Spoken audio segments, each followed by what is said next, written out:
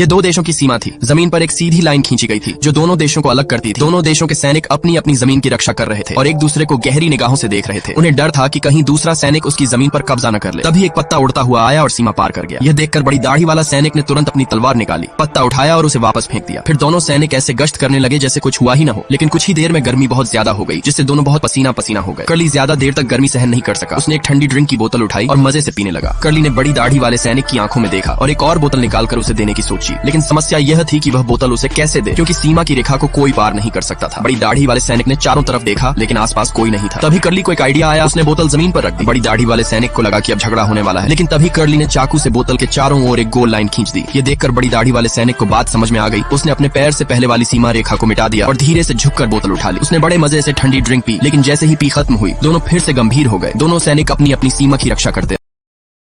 Download ShareChat.